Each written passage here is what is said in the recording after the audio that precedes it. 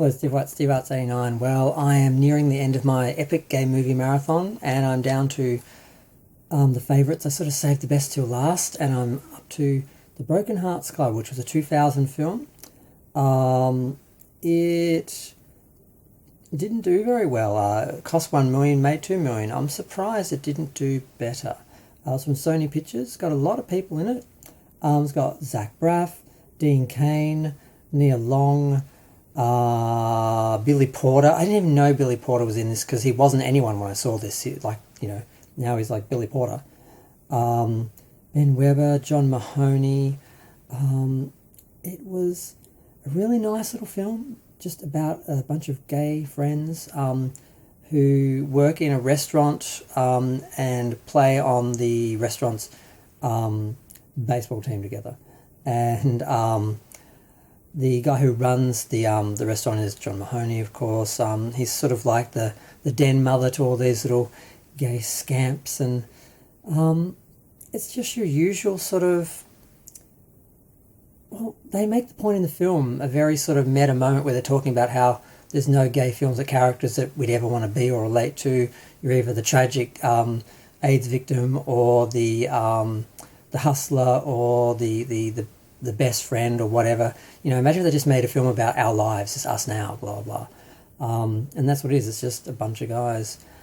And, of course, Dean Cain plays the pretty boy Lothario of them all. And he was beautiful, and I always been in love with him. I got to meet him a couple of years ago, and he was really sweet, really kind, really affectionate, just really nice. And then somehow he got red-pilled, and I don't know what happened to him.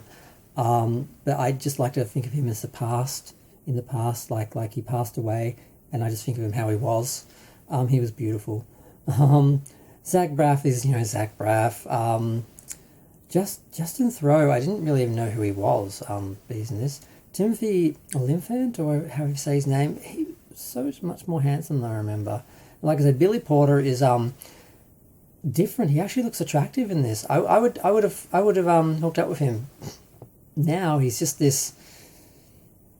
There was a little bit of that in his character, though. He was a bit preachy because, as a man in a long-term relationship, is how he started every sort of statement.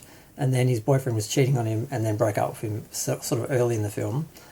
So that's his story. He just gets over the relationship. There's a newbie played by I think Andrew Keegan, because I looked him up, and he's now 45. He looked like an absolute baby in that film. He falls for Dean Cain. Dean Cain dumps him, but then he befriends Timothy Olyphant, but then they end up hooking up, but then he's not ready for a relationship because the other boy's not ready because he's a newbie. And what else happens? Zach Braff's character falls in with a bunch of gym bunnies and ODs and before alienating himself from the group around the time that John Mahoney dies at one of the baseball games, which is a devastating moment. I knew that he died, but it didn't make it any easier to watch. I just really love the film. It's just a really nice film, and it's weird because I saw the film not long after it came out, and I related more to the young guy, and I didn't really relate to the group because I didn't really have a group of gay friends at that point. I had one sort of semi-closeted, sort of anti-gay, sort of gay friend who was sort of straight acting and just issues. And then I eventually found a bunch of people, and I thought I had a group of friends like that for a point. I felt like I was in that film for a few minutes there. But in the last few years, of course, all those people have disappeared, and a lot of them were scene friends, and a lot of gays don't last long on the scene because they burn out on drugs and alcohol and that, or they just get tired and move on. And I've just found myself here alone with my action figures, basically. But it was nice to sort of look at this film. It's almost like a time capsule of what gay life sort of was then.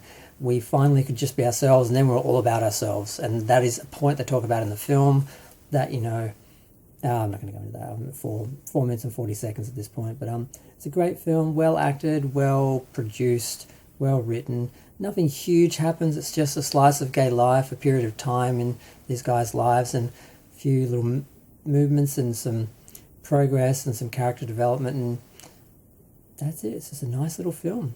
Something we needed because there's so many films about women's relationships and straight men's relationships. There's not a lot of films about gay men relationships that aren't a cliche. And this wasn't cliche. It was unique on its own, but not sort of special, but not special. But that was the point. It wasn't sort of. But I'm rambling at this point. I'm going to go. Feel free to share, like, comment, subscribe. Let me know what you think of the film. If you've seen it, if you haven't, see it. Even if it's just to see Dean Cain being beautiful and gay. And was it Andrew Keegan being adorable? But yep.